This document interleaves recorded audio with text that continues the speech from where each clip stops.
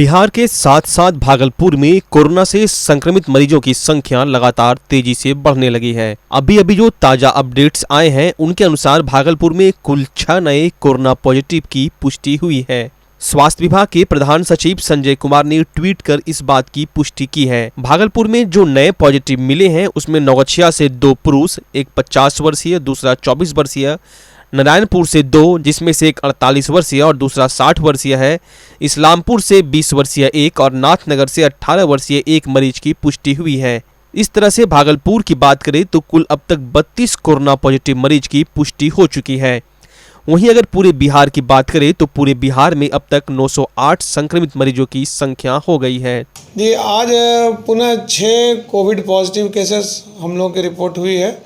इसमें से गंगा के उत्तरी क्षेत्र से, गंगा के उस पार से, नारायणपुर से 2, नौगछिया से 2 और नाथनगर क्षेत्र में एक नाथनगर प्रॉपर और एक इस्लामपुर, वो भी नाथनगर के अंदर ही आता है।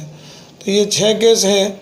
इसमें 4 जो है वो तो प्रवासी मजदूर हैं जो उस पार के हैं और इस पार वालों की ट्रैवल हिस्ट्री को भी पूरा डिटेल लिया जा रहा है और उम्मीद है कि ये 6 अभी कुछ देर में हमारे यहाँ एडमिट हो जाएंगे जवाहरलाल नेहरू चिकित्सा महाविद्यालय अस्पताल के कोविड हॉस्पिटल में।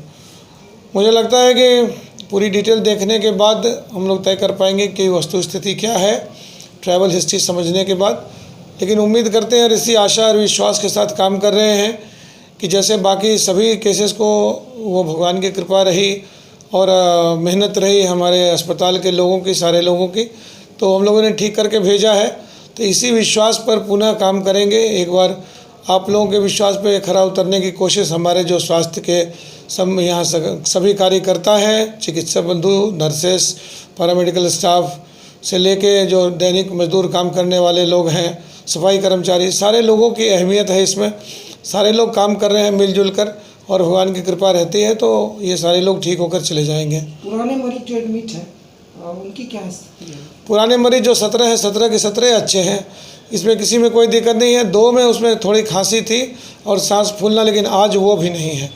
आज वो भी बेहतर स्थिति में है। अभी हम लोग उनके ब्लड टेस्ट हमने कल भेजे हैं फिर और टेस्ट सैंपल के लिए अभी भेजा गया है। जिन लोगों की 6 तारीख की टेस्ट सैंपल थी उन लोगों का ड्यू हो गया है फिर, तो हम लोग आज से कल तक में सारे लोगों का टेस्ट पुनः एक बार भेज देंगे। अभी तो गाइडलाइन में थोड़ी परिवर्तन हुई है। अब गाइडलाइन कहते हैं, जो नया गाइडलाइन आया है दिल्ली से, उसमें यही है कि अगर मरीज़ को कोई तकलीफ़ ना हो तो व्यर्थ में जांच करने की आवश्यकता नहीं है। क्योंकि पूरे देश में ही नहीं पूरे विश्व में RT-PCR मेथड की कमी है थोड़ी, इसलिए जहाँ मरीज़ों को लक्षण बहुत ही स्पष्ट, स्ट्रॉन्ग या ज़्यादा होते हैं वहाँ तुरंत करना चाहिए रिपीट टेस्ट। और बाकी में अगर कोई लक्षण ऐसे नहीं हो, मरीज़ ठीक ठाक चल रहे हों, जिनको माइल्ड या एसिम्प्टोमेटिक केस कहते हैं, तो उसमें टेस्ट तुरंत करने की कोई आवश्यकता नहीं है।